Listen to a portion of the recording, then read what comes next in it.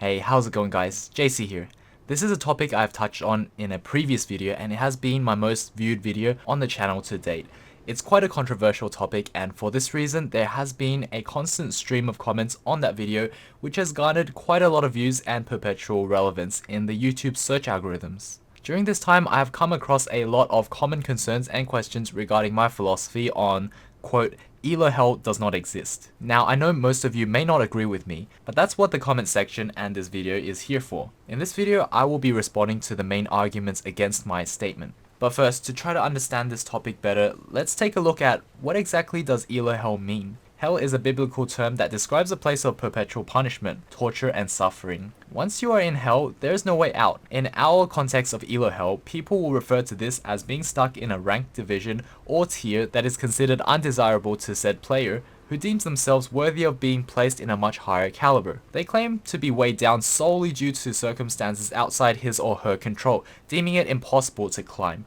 This is where I set my foot down and say no. It is definitely within any player's power to climb without uttering any more excuses, and here's why. Personally, when I first started League, I was stuck in Silver and had to work my way up the ranks in an unfamiliar game. After a year of playing in Silver ELO, I eventually learned the ropes by setting out to improve myself. Despite the lag I had to endure on the NA server while playing from Australia, due to OCE not being a server back then, I circumvented the lag by playing tank champions like Singed or Garen, who can mindlessly obtain high CS and fight effectively with a very two-dimensional kit. Due to the simple nature of these champions, I was able to focus less on my mechanics, which were hindered by lag, and focus more on macro play, rotations, objectives, and decision making. All of which I learned from Wings of Death, who was an informative streamer at the time. Within a year of watching him, I climbed straight to high plat on the NA server in Season 3. During this time, I was going in and out of my Diamond 5 promos, but eventually I got to Diamond during Season 4, and have never dropped below that ever since. It became easy to rank up old and new accounts in the ELO I belonged. This is not a fluke, and my testament is proof that if you learn the ropes and really try to improve yourself,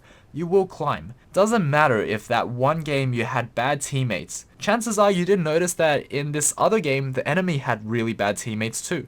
Or perhaps you were too busy feeding to realize that both teams play quite poorly in low ELO. The only constant in all your games is you. Be that player your team needs every game. Minimize your mistakes and focus on self-improvement. So far I've covered almost everything, but there still lies one major concern in my previous video's comment section. It goes along the lines of, Smurfs are the reason why ELO Hell exists. You, referring to me the YouTuber, and many others are contributing to this problem. I feel this one is quite silly on many levels because Diamond players make up for the top 1% of the player base, even Plat 5 makes up for the top 6% of the rank ladder. That leaves a very small chance of getting into queue with a Smurf, assuming every single high ELO player has a Smurf and is ready to queue the same time you do. The chances of running into a Smurf is quite low, but let's say you find one in your game. For most low ELO players who aren't as observant, they can easily mistake someone for a Smurf. For example, a Master E getting a pentakill in Bronze or Silver ELO could be mistaken this way, even though all he did was participate in collecting a lot of kills that game. On the other hand, this Yi may have lacked the macro play and decision making to classify him as a Smurf, rendering this player to legitimately belong in the ELO he is in. But let's say all the criteria are met and on this one occasion there is a real Smurf in your game.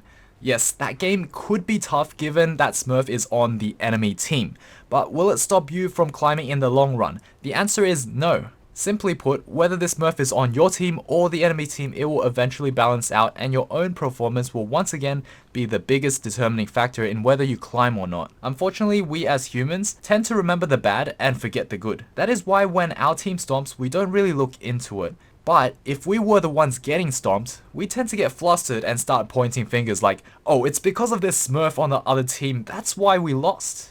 If we take a step back and look at the situation, the only thing stopping you from climbing is not Smurfs, and it's not your own teammates. The only consistent is you. And on the very high chance of 94% that you do not get a Smurf in your game, it really comes down to your own performance as a solo queue player. Here's a little life-changing update that I've been going through lately and I want to share with you guys. Personally, I've learnt to give up on excuses. Being Diamond in League is great, but taking that same passion and self-improving mentality into real life is next level. That is why I've been almost a month straight on cold showers. Every day I force myself to either jog on treadmills, run 4 kilometers outside my home, or swim for an hour.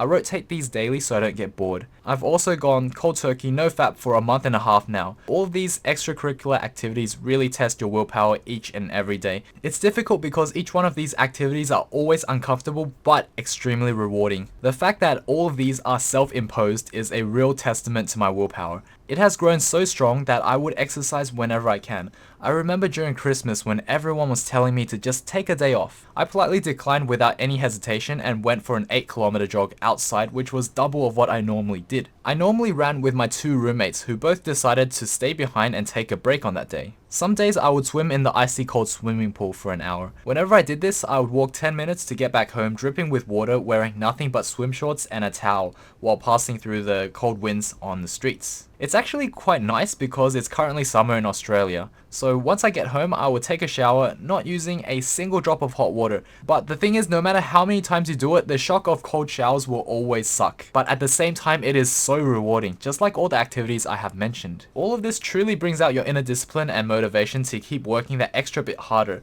whether it's choosing to run a few extra kilometers as opposed to walking the rest of the way, or being more efficient with work rather than procrastinate. It has generally made me a much happier and confident person. For those that get butterflies when talking to strangers or girls in public, this drastically helps with confidence too, which I genuinely feel firsthand.